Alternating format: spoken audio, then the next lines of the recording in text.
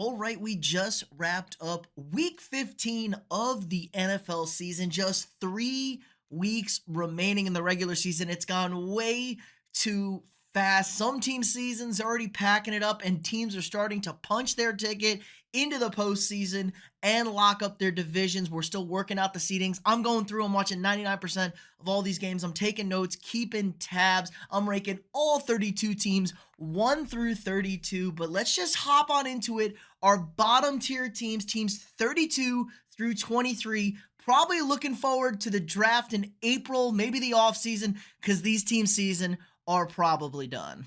Okay, at 32, we got the New York Giants. We had a Tim Boyle appearance. Congratulations, I guess. They're just so dreadful. Probably, they have a shot at the first overall pick. Think it's going to be Las Vegas, though, but they're just such a dumpster fire. I feel bad for Malik Neighbors. The Patriots at 31, this is like the worst team, the worst coaching staff, but they got Drake May. They got their quarterback. So there is some positives there, and they got a couple of pieces on defense, but overall, just a bad team with a bad head coach. Tennessee, Will Levis ain't it, I guess. He was looking good for a couple of weeks there, but disaster from him. Defense isn't anything special either. Las Vegas at 29, Ritter at quarterback. They play hard. They stay into these games, but they're just a really bad football team. Antonio Pierce probably not going to be the head coach next year, but can Mark Davis even afford to pay a new head coach? But at least they're probably going to end up with Shadur Sanders as the first overall pick. Jacksonville, McCorkle's okay at quarterback, I guess, filling in for Trevor Lawrence. A little bit more semblance of a run game, but, the Jacks find ways to lose games in horrible, disastrous fashions. They just are poorly coached overall. Then they're just dumb. They're flat out dumb, it feels like. Carolina, they were playing so well, and they were just disastrous against Dallas. Bryce Young looked awful. He kind of reverted back to it, but he did have a smile on his face. Maybe he was feeling a little bit better, so hopefully it was just a little step back against a Dallas team that's fighting really hard and not a regression back to what we used to see. Cleveland, Jameis Winston got benched. It's been really bad for 2 weeks for Jameis. Nick Chubb breaks a foot. It's just all bad in Cleveland. I don't know what they're going to do. I guess Deshaun Watson rolling him out there again. Colts, Anthony Richardson is not a quarterback in the NFL. I never bought into it. I don't know why people bought into it. He can't complete a simple pass. Under 50% completion. He's terrible. A.D. Mitchell, zero accountability, throws a horrendous pick six. Jonathan Taylor at least was accountable for dropping that touchdown. Just, I don't know, man. Really bad vibes in Indianapolis. New Orleans, I actually liked what I saw in New Orleans, but Rizzy, you take a big hit. The Rizzler over there at interim head coach for starting Jake Haener over Spencer Rattler. I don't know what you were thinking, how you could even fathom. I mean, Jake Haener might have been the worst quarterback we've seen this year, and Rattler almost got them back. I like going for two. Hate the play action play call, but they're at least spicy, New Orleans. And finally, the New York Jets. They got to win at least. Rodgers has looked decent the last few weeks. Devontae Adams, the season that the Jets could have had, I guess, but, they suck. But let's go on. Let's get into our middle tier teams 22 through 16. Okay, 22, Bears. The offense really wasn't much better tonight. A little bit better running the football, but Caleb was very inaccurate, kind of all over the place. Missing easy throws, failed to pull the trigger on some stuff. Chicago's just yikes. Ryan Poles, I don't think is a very good GM. There's just not a lot of talent on this team, it doesn't feel like. San Francisco, I don't know what's going on there. I think Kyle Shanahan's lost the locker room. We got guys quitting in the middle of the play. Brock Purdy played bad in the rain, and that's kind of a knock on Brock Purdy. They couldn't really run the ball. It was just bad. Atlanta at 20, I guess they survived the Raiders. The Raiders had less than 100 yards of offense until the final two drives of the games. They couldn't do anything. No completions to a wide receiver. And they just kind of let them hang around, almost came back, almost blew it, but they won a game at least. Miami, Tua was terrible on Sunday. He's the reason why they lost. Just awful interception after awful interception. Defense did a relatively good job, made Houston kind of work for it. They only gave up 20 points, and a lot of that's off of Tua's interceptions, so just dreadful. But Dolphins on the road in December, it was below 80. It was 79 degrees, so they can't play football. I guess Dallas is looking really good, man. The Cowboys, if they had just beat the Bengals there and not lose on that disastrous play, we'd be looking at 7-7, talking about like Cowboys potentially sneaking in with Cooper Rush. But Micah Parsons, I don't know what the situation is with him. Is he going to sign? Are they going to trade him? A lot of question marks in Dallas. Arizona wins. They're at 17. I wasn't very impressed with them. They beat New England. Kyler Murray threw a horrendous interception. Gets it called back on a roughing the passer that was not a roughing the passer. We saw a couple of bad roughing the passers this weekend. And I don't know. Arizona, I'm not impressed with them whatsoever. And Cincinnati at 16, the Bengals scored a ton of points. Defense should have had 2 touchdowns. They had a touchdown, though. They're still not very good, and it's a little, too late for the Bengals, which kind of sucks because Joe Burrow has just been so spectacular. Jamar Chase as well. He's going to get a great new contract. But let's go to what everybody came here for, what you've been wanting. My top 15 teams, starting off number 15 in the Pacific Northwest. Okay, I got the Seahawks here at 15, dropping down 3 spots. What an embarrassing loss on Sunday night against the Packers. Hey, man, it's not that you lost to the Packers, it's how you lost to the Packers. This team looked woefully unprepared. Head coach Mike McDonald, maybe a little young head coach syndrome, overwhelmed by the moment, prime time, playoff atmosphere. They got punched in the mouth. They couldn't stop the run game whatsoever. Josh Jacobs looked like he was about to run for 294 out there in the first 2 series. Geno Smith, a killer interception in the end zone, and that's kind of been his thing, man. Their red zone offense has been bad this year. They've been turning the ball over way too much, and they can't block. They can't establish a run game. I mean, DK Metcalf, we can't go deep. Everyone's playing too high. JSN's kind of emerged. This defense kind of got exposed. I think it was like just an overwhelming moment for Seattle, but maybe Seattle's been playing a little bit over their skis the last month coming out of the bye, winning 4 straight, but critical situation now for the Seahawks. Got to take on the Vikings at home this week. The Rams are now in first place in the division, and Geno Smith is banged up. We don't know what his health status is going to be. I'm assuming he's going to play, but if you get Sam Howell out there, like, your season is done, man. Sam Howell is an atrocious quarterback, but this is a critical must-win game for Seattle at home. You drop 2 straight home games against the NFC North. As good as that division is, you're probably not going to be making it to the postseason. So Seattle on the precipice right now here at 15. Okay, Houston staying here at 14. Another non-impressive win for the Houston Texans. This offense has gotten really stale under Bobby Slowick. I mean, his play calling is it's just bad, man. There's no rhythm. There's no continuity with the play calls. It doesn't feel like they're setting anything up. Now, I know they're missing Stephon Diggs, but they didn't have Stephon Diggs last year, and things just look so much better. You even upgraded the run game with Joe Mixon.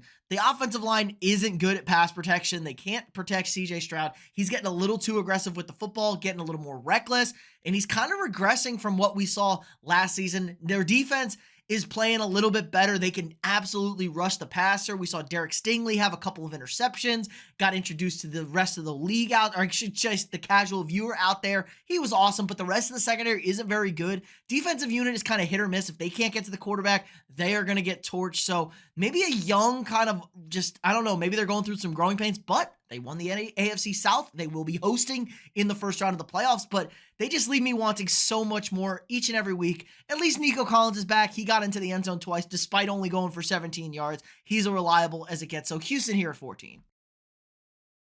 Okay, I got the Broncos here at 13. Call me a hater. I am so unimpressed with this 9-5 Broncos team. Like, Jonathan Taylor was about to put the Colts up 20-7 in the second half there. He drops the ball. They get a pick 6, and the game spiraled on them. Bo Nix, 133 touchdowns, 3 interceptions. That was just a really poor performance from Bo Nix. This team also cannot run the football to save their lives. The saving grace with this Broncos team is their defense is legit. They have a legit defense. They're tied for first in scoring defenses. They can turn people over. There was a much bigger upgrade than what we saw against Cleveland a couple weeks ago before the bye. They were just dreadful against them in the secondary. Pat Surtain is the best corner in the league right now. They do a good job at forcing turnovers. They don't give up points. They can rush the passer. They can stop the run. So this defensive unit is for real, but I just think the offense and the schedule has kind of bailed them out some because the offense really isn't that potent. Cortland Sutton's nice, but no run game. Bo Nix is very hit or miss. And the schedule's just been so weak. But a huge matchup this Thursday against the Chargers. They win this one. They locking up a playoff spot for sure. And realistically, they're probably getting into the postseason. Probably going to be that 6 or 7 seed. And there's a big difference, I think. You'd much rather go play Pittsburgh in round 1 than have to play the Buffalo Bills or even maybe the Kansas City Chiefs, but probably Buffalo. So Denver here at 13. I'm just super unimpressed with them. Okay, I got the Chargers here at 12. I'm really kind of getting concerned about the Chargers, and I talked about this last week. This team without J.K. Dobbins is easily the worst running team, maybe in the history of the universe. Like, Gus Edwards and Kamani Vidal are just terrible running backs. They are not good. Now, Vidal's a rookie.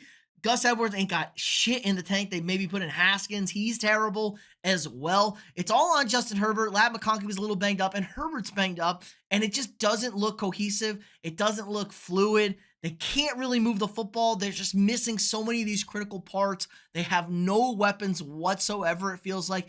And the defense is getting killed the last few weeks against high-flying offenses. 40 points given up. I mean, this game was close. It was 10-10 in the half. They were up 17-13, I think, at halftime, and it just landslided. Mike Evans went crazy on them. Bucky Irving had a nice day. He was over 100. Baker Mayfield, like, he even turned the ball over early. It looked like it was going to be one of those Baker days, but I don't know, man. I'm starting to really wave the red flag on the Los Angeles Chargers, but they could fix everything right up. They go into Denver. They beat the Broncos. It's a big win. Or I think they might be in LA. Wherever they are, they beat the Broncos on Thursday night. It's a big win. They right the ship, but they desperately need J.K. Dobbins back to get this running game back going and then ease things up in the passing attack. Quentin Johnson, consecutive good games. He's slowly coming along. You just got to make sure he doesn't drop one of those early passes or he's done for. But we'll see with the Chargers, but I am getting very concerned with them. Okay, and a team I'm not getting concerned with in LA is the Los Angeles Rams. Or maybe I am concerned with them because the Vikings might have to play them in the first round of the playoffs. Because good Lord, this Rams team is looking really, really good. After starting 1-4, they've turned this thing around. They're now in first place in the NFC West. They still got to play the Seattle Seahawks the last week of the season. They also got to play the Cardinals. So a couple of division games still coming up for the Rams. But man, they are looking strong. They're 7-2 this season when both Puka Nacua and Cooper Kupp play. That's a big difference, man. When you have two guys out there and wide receiver like that, it just creates all sorts of problems. And Kyron Williams has been spectacular on the ground. Consistent 100-yard rusher, consistent getting into the end zone. And Matt Stafford is playing like we know Matt Stafford can play. He has found the fountain of youth a little bit. He is slanging that thing out there. And their defense is getting better. Their defensive pass rush is really, really good. We know about rookie Jared Verse, but they get after the quarterback. They cause pressures. Now, the secondary isn't the best, but you know what? We can adjust with those things. If you can get after quarterbacks, force the issue, you can cover up for a lot of badness on the back end. So the Rams are kind of a scary young team, and it's crazy. Maybe they're a year away from this defense really taking off. But right now, the Rams are hot, and if they get into the postseason, I would be very concerned with anybody who's got to go and face them in LA. Rams here at 11. Okay, I'm going to drop the Commanders down a spot to number 10. As much as I was impressed with how the Commanders came out, up 17-0 in that game, they let the Saints come all the way back. They pulled their foot off the gas a little bit too early. There was nothing going offensively in the second half. I mean, they could not really run the football. I mean, it was like 2.2 yards or 2.8 yards per carry for Brian Robinson. A ton of carries, not a lot of yards. Jaden Daniels had 60 on the ground, though. He was nice. You know, Terry McLaurin had 2 touchdowns. It was looking great, but the defense gave up way too much to Rattler in the second half. They let the Saints come back, and they got a little lucky, man. If they don't get that stop, I mean, it's over. You lost, and you're sitting at 8-6. And in kind of a really weird spot as a team, maybe not so secure for that wild card spot. Now they get the win. They move up. They're feeling pretty good. Massive game this weekend. They're hosting the Eagles. Got to win this one to A, have any shot in the division, B, to really keep up in that NFC wildcard race, because they're starting to feel like they're in danger of slipping out of it. But I wish they looked a little bit better. I wish they would have finished this game, especially on offense. Now, maybe this was a microcosm of Cliff Kingsbury as a whole. Start fast, awful in the second half of career, seasons, games. But right now, I'm a little concerned about the Commanders. But if you're a Commanders fan, you are way ahead of schedule. I'm sure you only dreamed about being in this situation in August. So Commanders here, currently in the playoff spot, and a fun young team. But am I worried about them long term? Probably not. All right, how about the Buccaneers at 9? Tampa Bay cruising right now. Baker Mayfield playing really good football, and this team is established behind their awesome running game. They can pound the rock. Bucky Irving, Rachaad White, it doesn't matter who's back there. And then when you get Baker slinging the rock to Mike Evans, and Mike Evans being the Mike Evans we know and love, Mr. Consistent, always gets open, always catches the football, finds his way to rack up yards, rack up scores. This is a very potent and dangerous offense. And pair that with a defense where they kind of struggle on the back end. I mean, they're pretty bad in the back end. They don't really cover too much, but they've been really good up front against the run. So if you can't run against a team, you're forced to throw against them. It kind of can help you out a little bit when you know exactly what a team has to do. They can rush the quarterback. They can get after guys. They got big experience on this team on both trenches, guys who have won that Super Bowl. And Baker Mayfield's just crazy enough, does not care to what he does, who he plays to win a lot of football games. So Tampa Bay in first place in the NFC South. I think a very kind of dangerous team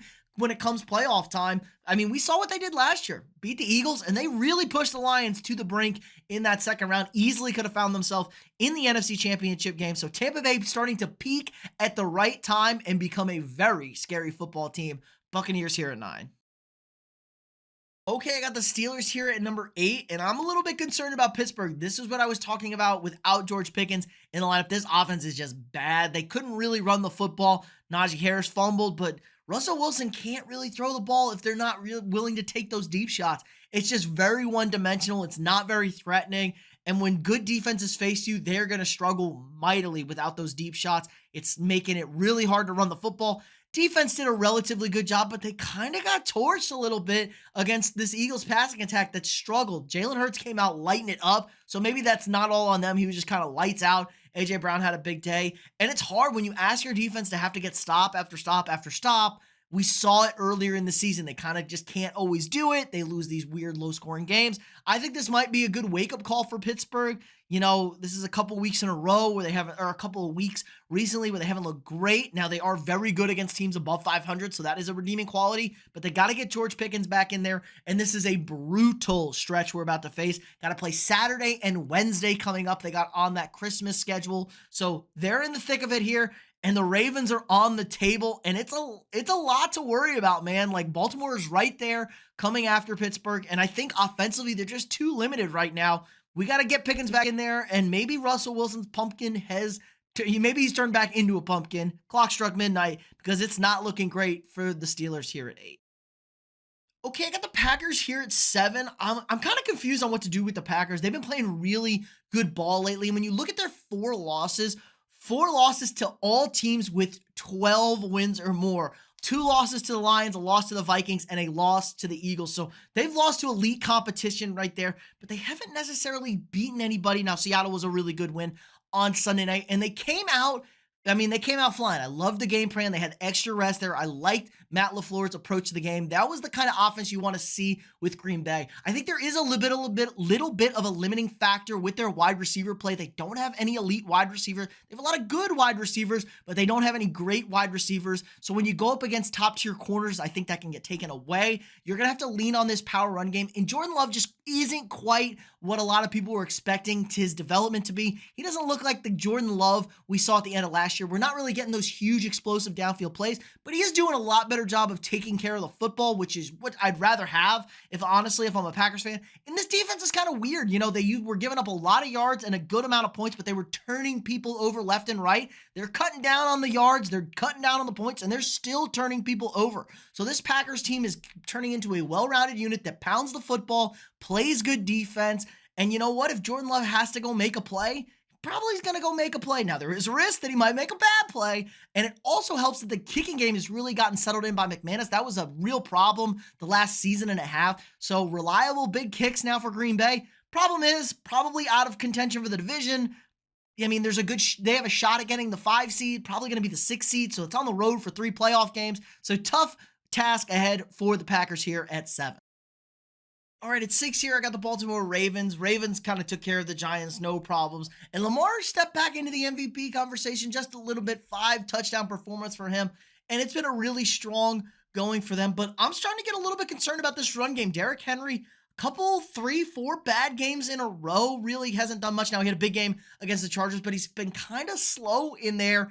And maybe he's starting to wear down a little bit, very un-Derrick Henry-like. Like Derrick Henry was known for just peaking in December and January, so that is a little bit concerning. Defense has been much better, though. Now, they aren't playing the best teams in the world, but their defense has been much better. Their secondary was atrocious. They're starting to get stops on the back end. They've always been a very good run defense this year. Special teams, I mean, they're just unreliable. Justin Tucker made all his kicks, but can we rely on that moving forward? It's kind of killed this team. Lamar's been lights out. We've seen Rashad Bateman get in the end zone. Mark Andrews is a heavy staple in this offense again. Want to see a little bit more of Zay Flowers. And the offensive line is kind of the offensive line. They're okay. They're not great. I just don't know. But we know what the big measuring stick is. Is Lamar going to be able to do this into the playoffs against big time opponents? Is he going to be able to do this on the road? Now, we may not have to do this on the road. Huge game against Pittsburgh coming up. Now, they lost to the Steelers and they struggled mightily in this game. So this is kind of a big test for them. If they lose to Pittsburgh, they're done. They're going into the wild card race.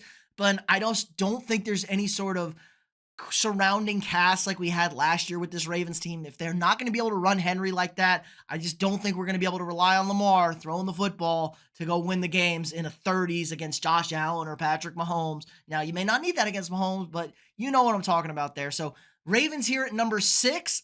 Good win for them coming out of the bye, but the real test is this weekend against the Steelers.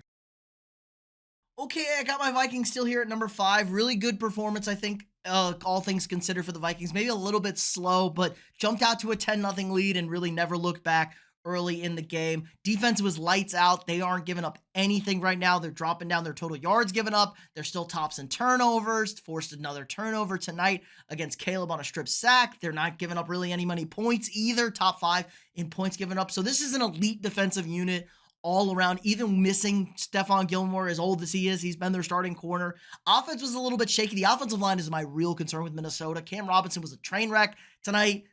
Brian O'Neill gets injured, our right tackle. That's kind of a tough look. And the interior offensive line is bad. Sam Darnold was a little bit shaky. Justin Jefferson dropped probably what would have been a touchdown, but they had a good balance in the running game. Aaron Jones goes over 100 yards and a touchdown. Got TJ Hawkinson involved. So not the cleanest performance for Minnesota overall, but they took care of business and they now control their own destiny. 3 games left. They win all 3. They will be your NFC North champions, which is kind of crazy to think about where this team projected it early in the season and where they are now. I mean, the offense is real. I don't think anything's going to change. It's can they finish games? Can they end up beating Green Bay and Detroit the final 2 weeks of the season? And going on the road to Seattle next week is going to be no cup of tea either. So Vikings are a well-balanced team, probably the best Vikings team I really think I've seen in a good while. Their best start since 98. This is a dangerous team with an elite defense and Sam Darnold playing high enough football, getting the ball to the weapons to make my Vikings dangerous here at number 5. Okay, I'm dropping the Lions down 3 spots here. It's not really because they lost, but man, the injuries are just piling up for the Detroit Lions. It's getting bad. I mean, their defense is Swiss cheese right there. They gave up 48 points to the Buffalo Bills. We saw them give up 31 to the Packers last week, and they just do not have bodies. I mean, when you look at their 2-deep stuff from the start of the season to now, it's like every guy is gone. So they're missing everybody, more season-ending injuries across the D-line in the secondary, and now David Montgomery out at the running back position. So they're only going to have to rely on Jahmyr Gibbs, which Jahmyr Gibbs is a great running back, but their offense is much better suited when you can run that 2-headed backfield, that Sonic and Knuckles, that change of pace. When it's all one pace, it makes it a little bit easier for the defenses. Jared Goff was awesome slinging the ball, though. Amon-Ra St. Brown had a huge game. Sam Laporta goes over 100 yards. So Goff was there for the moment, but they were kind of playing chase all game long, and that's just not what the Lions can do. And Dan Campbell, maybe he will learn, but he has overwalked that line between aggressive and stupidity. That onside kick with 12 minutes left was just that's unforgivable. Even he said, I regret doing that. You can't make these kind of coaching decisions in these big time games against good teams. You got to clean that shit up. And it almost cost him last week. Like, Jared Goff slips and the Packers blow that play up and they touch him. It's over. Like, the Packers getting the ball, they can kick the field goal, they go to overtime. Lots of stuff there. So maybe he's got to rein that back in a little bit. Jake Mates did finally miss a field goal from 50 plus. So I think that actually helps them getting that missed field goal out of the way. But I am concerned for the Lions just from the injury standpoint.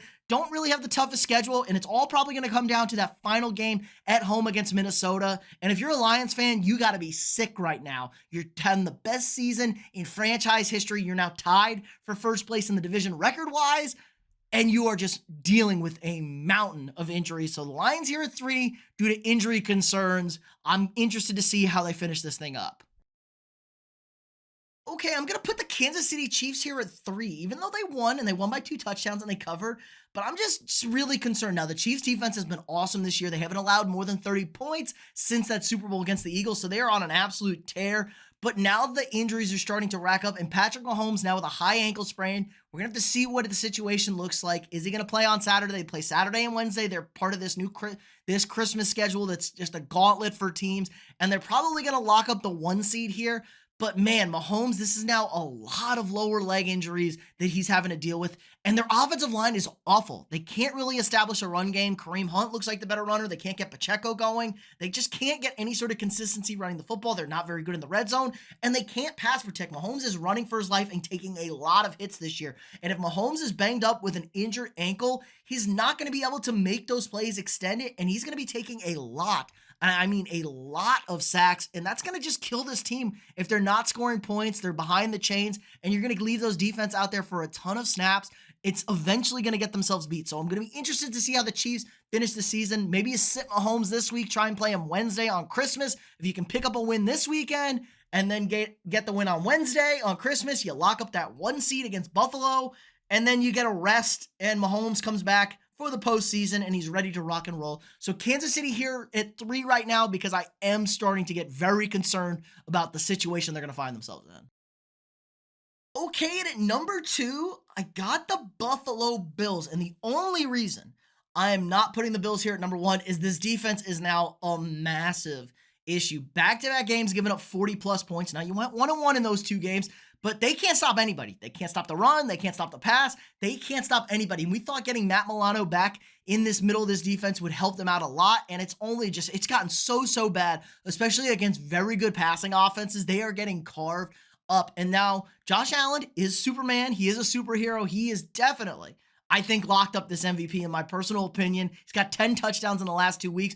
Offense was great, obviously running the football. And with James Cook was awesome. I mean, Tyler Johnson catching the ball out of the backfield. He went over 100 yards. They kind of mixed it all right up in there. Joe Brady's done a fantastic job with this play calling in this offense. I want to see a little bit more involvement from my wide receiver core. You know, the tight ends were pretty decent there. A couple of big catches for Kincaid and Knox. So all around well-rounded performance for the Buffalo Bills. But the biggest concern with this team is they cannot stop anybody right now. And you have to be able to get stops in January to find yourself in the Super Bowl. I mean, we're talking about maybe 1 or 2 teams ever that were just pure offense all the way getting to a Super Bowl and even winning a Super Bowl. You're probably not going to really find anybody there. So maybe they can get this thing turned around. Probably not going to get the 1 seed, but the schedule's very soft here down the stretch. So I expect the Bills to win out and put the pressure on the Chiefs. But for right now, keeping the Bills here at number 2. All right, and at number 1, feels a little weird, but I got the Philadelphia Eagles here. Winners of 10 in a row, the best start or longest winning streak in franchise history, and they do it both. I mean, they are a great defensive unit. We know, like, what a turnaround this secondary has been. Absolutely astounding how good it is, and they got a little bit of edge to them. They can get after the quarterbacks, they can shut down the run, and they like picking fights with people. I'll give them that. That's for sure. They are very aggressive and physical. Now, the running game is also awesome. They can run the football really well, play great defense, run the football. Those are recipes for success in January. They have a lot of experience. This team was just in the Super Bowl 2 years ago, and whatever schism they seem to have in the locker room, maybe they just kind of feed off that and feast on that. Jalen Hurts has his best game passing in a while. A.J. Brown goes over 100, has a touchdown. Devonta Smith goes over 100. I mean, what a strong all-around performance for the Eagles as a whole. I really kind of like this team. Now, there's a big game coming up at the Commanders. They do control their own destiny, potentially for that number 1 overall seed. They win out. It'll probably come down to a tiebreaker if they win out. And if it's the Lions, they don't have it. But if it's the Vikings, they might end up having it. So I think the Eagles are in prime position to make another deep playoff run. And it's kind of weird when you look at it. It's one of the most experienced teams you're going to see in the NFC playoffs. And Jalen Hurts, man, he just kind of makes plays, does the right thing. He's cut down on the turnovers. We know goofball Sirianni is probably going to screw this whole thing up. But for right now, I'm feeling like the Eagles, number 1 in my power rankings right now. But let me know what you guys think in the comments below. Who am I too high on? Who am I too low on? I love going back and forth with you guys in the comments. If you haven't already, drop a quick like on this video, subscribe to the channel. We got daily sports content. If you want to support the channel more, sign up for a channel membership. You get all sorts of access to cool and exclusive perks. Our members only video every single Friday coming out. We're trying to push that stuff out. If you want to check out one of your teams live, head on over to SeatGeek.com. Use code afterthereview for $20 off your first purchase. That's SeatGeek.com, code afterthereview. Again, like, subscribe, and share, and I'll see y'all tomorrow.